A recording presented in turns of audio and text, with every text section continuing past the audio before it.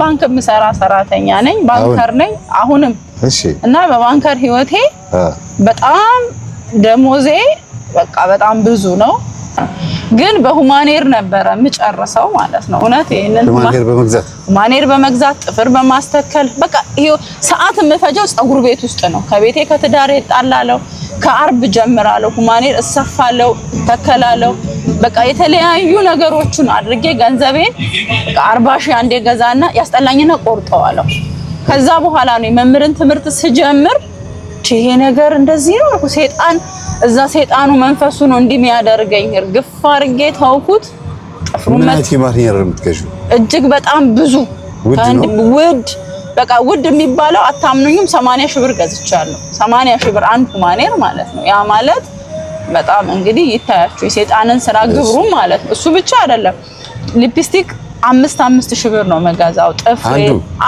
አንድ ሊፕስቲክ 5 ሺህ ብር ጥፍሬን ማስተክለው በጣም ብዙ በቃ እግዚአብሔር አፍርሶ ይሄን ትምህርት ስከታተል ለካስም ነገሩ ሌላ ሆኖ ተገኘ ማለት ነው በቃ ያ ክፉ ዳብሎስ ሁማኔሩ ላይ ቁጭ ብሎ እኔን ገንዘብ አውጪ የሚለኝ መንፈስ ማለት ነው በቃ ቡኩን የሚያደርግ በቃ ቡኩን ሰው እሰራለው በቃ የሆነ ነገር ሱቅ ገባለው ሳልፈልግ ሁለት ዕቃ ገዝቼ እመጣለሁ አለብሰውም አልጠቀመውም በቃ ሱቅ ገብቼ በቃ የሆነ ዝም ብዬ ማለት ነው ማየውን አለብሰውም እኮ አላየም ሰው ሁለት ልብስ እንዴት አንዴ ይገዛል በአንዴ ሁለት ልብስ በጣም የሚዘገነን ነው ሁማኔር በየጊዜው ቀያይራለው ገዛለው ሱሪው ትልትሉ ያን ሁማኔር በእውነት ነው መላችሁ የምትከታተሉ ሰዎች እንደው ለታሪክ ይገመት ብዬ ማለት ነው ወደ 600-700 ሺህ ብር የሚያወጣ ቁጭ አድርጌ ነው ያቃጠልኩት ማለት ነው ህይወቴን እንደዚህ ነው ያቃጠልከው ሌላ ሰው ጋር ሁሉም ሁማኔር ስትጀምሩ እንደዛ መጣ 600-700 ሺህ ብር በቀላሉ ማለት ነው በእንትን ዋጋ እኔ በጣም በውድ እንግዲህ ታይ ትልቁ 100 ሺህ ነው የምገዛው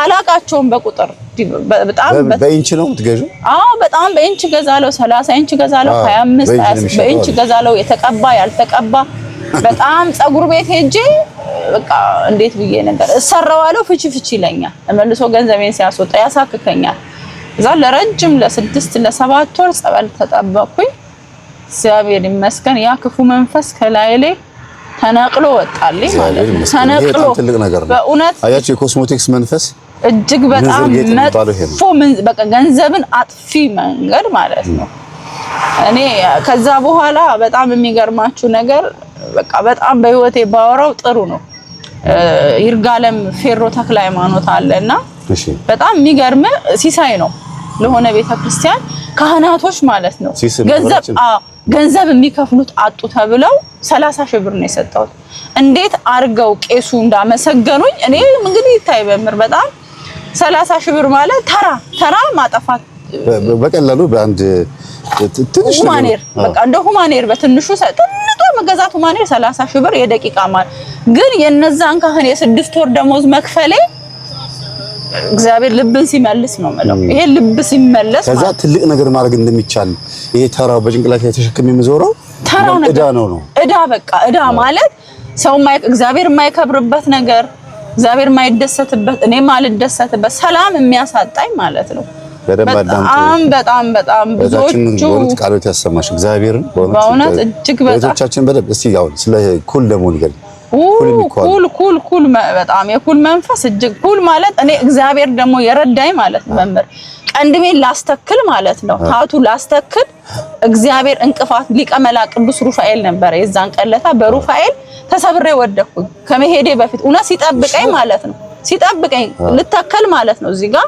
ቀንድሜን ሙሉ ይሄንን ጸጉር ላስተክል ማለት ነው ሊቀመላ ቅዱስ ሩፋኤል ወደኩኝ ተሰብሬ የዛን ቀን በመሄድ ቀን ማለት ነው ይታይ ኩል ደግሞ በጣም መጥፎ ያጋንንት መሳቢያ ማለት ነው ኩል ቡዳ መንፈስ ይሰበስባል ቡዳ መንፈስ ይሰበስባል በዛም ኩል አሁን እሷ ለምሳሌ ተኩላ ብትወጣ የሚያዋትም የሷን ሐሳብ ይረዳሉ መናፍስቶቹ እሷም ደግሞ የልቧን ፍላጎት ያልሆነውን ግን ዝም ብላ በውስጧ ቢሆን ደስ ይለኛል ብላ የምታስባቸው አንዳንድ ነገሮች አሉ አይደል ከዛ ከምታየው ሰው ጋር ያስማማባታል እና ያወራርሳል የኩል መንፈስ በጣም ብዙ ጊዜ ኩል የሚኳሉ እህቶች ቅታ ለምናገረው ነገር ኩል የሚኳሉ እህቶች በትዳራቸው ላይ ችግር የመፈጠር ጸብ የመፈጠር አልፎም ደግሞ አንዳንድ ጊዜ ደግሞ ይሄ የማመንዘር የመማገጥ ነገርም ያጋጥማቸዋል። ለምን ይስባል።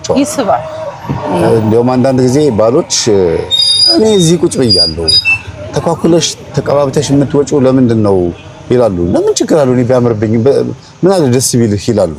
ባልየው ጠልቶት አይደለም እኮ ግን እንደዛ ድምቅ ተብሎ የሚወጣው ለምን እንደሆነ ሚስትየው አለማወቋ ነው ባልየው የሚያሳዝን።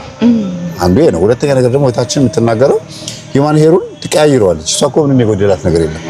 በነገራችን ላይ ምንም የጎደላት ነገር የለም። ግን ያን ሂውማን ሄር ስትቀያይረው ለምን እንደምታረገው የምትባንነው ነው የምትነቃው መቼ ነው? እግዚአብሔር ሲነካት። እግዚአብሔር ይንካል። እግዚአብሔር ካልነካ አንነቃም። ማንም ሰው ቢነገረው የሚሰጠው መልስ ተመሳሳይ ነው።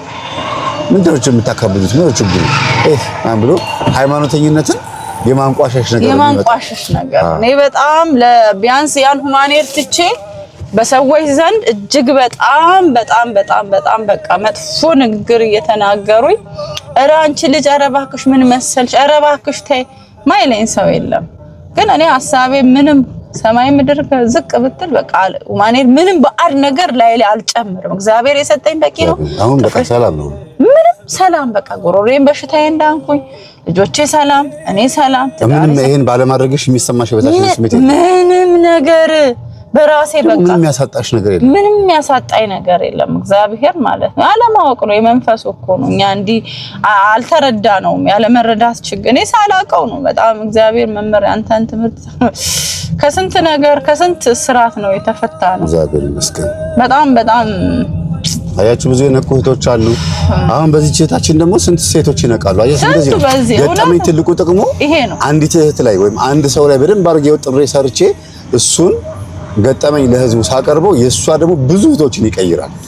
አሃ እያለ የሚነቃ ብዙ ሰው ይኖራል። ለዚህ ነው ገጠመኝ ብዬ የማቀርበው። ገጠመኝ ሁሉንም ሰው ሰብስቦ ሞንታርቦ አዘጋጅቶ ቤተክርስቲያን ወንጌል እናስተምር ብለው በጣም ብዙ ምዕመናን ሰብስቦ ወንጌል ከማስተማር ይልቅ አንድ ሰው ላይ በደንብ አድርጎ ሰርቶ ደካማ ጎኗና ጠንካራ ጎኗን መጨረሻ ላይ እግዚአብሔር ያደረገላትን ስትመሰክር ነው ህይወት የሚባለው። አዎ እንጂ እንደመሰብሰባችን ቢሆን ኖሮ ስንት ጊዜ ጉባኤ ተካሄደ። በጣም እኔ የነቀፍኩ አይደለም ያለሁት፣ ግን መንቀፍ ሳይሆን ትክክል ህዝቡ ጋር ያለው ትክክለኛ የሆነውን ችግሩን ለማግኘት የሚያስፈልገው በአሁኑ ሰዓት በደንብ አድርጎ ችግሩን ማወቅ፣ ችግሩን ለማግኘት ችግሩን ማወቅ፣ ከዛስ ለችግሩ ደግሞ መፍትሄ ማምጣት። መነሻው ምንድነው? የችግሩ መነሻ። ከዛ በኋላ ደግሞ እንዴት ይሄ ነገር መፍታት አለብን ብሎ መወያየት ያስፈልጋል። ዝም ብሎ መንቀፍ አይደለም። እኛ የምናስተምረው እውነት በእርግጥ የመናፍስትን ውጊያ ቢሆንም ወይም መናፍስትን ስራ ማጋለጥ ስራ ቢሆንም ግን በዚህ ውስጥ ግን በጣም ብዙ ትምህርቶች አሉ። እጅግ በጣም መንፈስ ቅዱስ የፈቀዳቸው በጣም ብዙ ትምህርቶች አሉ። እና ታዳምጡ ይገባል። እንደ መልእክት ነው የምናገረው። ታችን በጣም እናመሰግናለን።